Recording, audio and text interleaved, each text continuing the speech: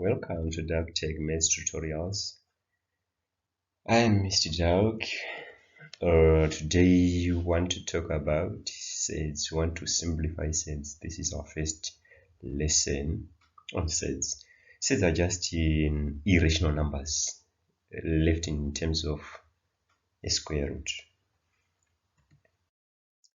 Right. Want to talk about these three important results. We have the first important results where we have a product of these two numbers under the same square root. We have the square root of a times b, and according to this important result we can distribute the square root, ending up having the square root of a times the square root of b. Alright, I want to use an example to prove this. Let's take this one as our example. The square root of 36, we all know that the square root of 36 is 6. So I want to check if this is true. So I will express the square root of 36 as the square root of the product of these two perfect squares. I will express 36 as the product of 4 and 9. So I'm saying the square root of 4 by 9 can be simplified using this important result.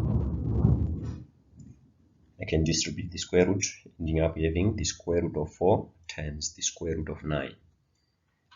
And I can simplify. The square root of 4 simplifies to 2. Right? And the square root of 9 simplifies to 3. So 3 times 2, we get a product of 6, which is exactly the square root of 36.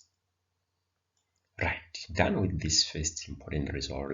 Let's now move on to the second important result. Right, the square root of a fraction can be also distributed, can also be simplified and expressed in the form square root of a over square root of b. We can distribute the square root as well here. For example, the square root of 25, we are all aware that the square root of 25 is 5. And we can rewrite this one as a fraction. We can write 25 as a fraction, which is a fraction where both the numerator and the denominator are all perfect squares. For example, we can take 25, we can rewrite 25 as 100 over 4. So this is the square root of 100 over 4. We can distribute the square root as well. This is the square root of 100 divided by the square root of 4. And the square root of 100 simplifies to 10. The square root of 4 is equal to 2. So we are saying 10 divided by 2. 10 divided by 2 is equal to 5, which is the square root of 25. Right. The third important result, never distribute the square root if you are adding or subtracting. Never distribute the square root if you are adding or subtracting. We are saying if you are adding two numbers under the square root, under the same square root, you can't distribute the square root like this. This is not equal to this.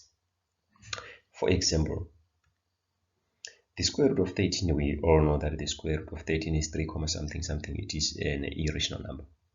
Let's check here if we decide to distribute the square root. Right, let's express 13 as a sum of two perfect squares, 9 and 4. Right, we are saying the square root of 9 plus 4 is not equal to the square root of 9 plus the square root of 4.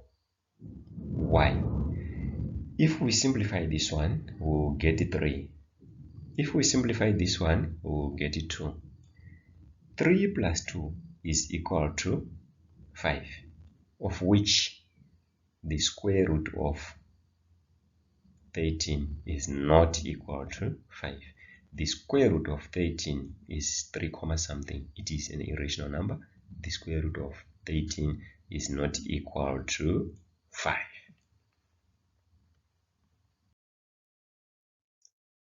Now simplify the following. I want you to simplify this one. Okay, let's simplify this one. Using the first important result. Using the first important result, we can, in this case, we are reversing the distribution law. We are saying we can multiply this 3 by these 2 since they are all under the square root. We can rewrite this as the square root of 3 times 2, and this simplifies to root 6, which is our final answer. Right. The next example, 2 root 5 times 3 root 3. In this case, we can't simplify these 2 and anything under the square root. We are going to simplify these 2 outside the square root and these 3 outside the square root. We are going to multiply these 2 by these 3 and we get 6. What is under the square root? Also simplify.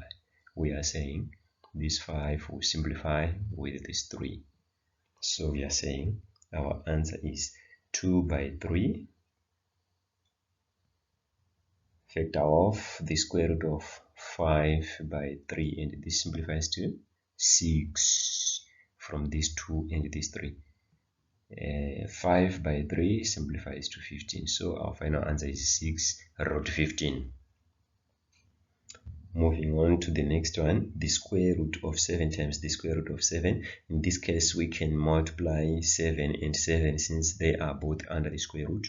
So we are saying this is the square root of 7 by 7, which is the square root of 49, because 7 by 7 is 49. The square root of 49 is 7. So we can draw a conclusion here. We can generalize here that the square root of a times the square root of a is simply a, because it is the square root of a times a, which is the square root of a squared. So if you want to remove the square root, you just multiply by the square root of the same value. Right, here is the fourth example, the square root of 48 over the square root of 3. We can use the second result to simplify this one. We can reverse here. We express this as the square root of 48 over 3 under the same square root. So the square root of 48 over 3, which is equal to, if we simplify, if we reduce by 3 into 48 is equals to 16, and the square root of 16 is equal to 4. Thank you very much for watching. Please do not forget to subscribe, like, and share our videos. Also like our Facebook page. Thank you very much.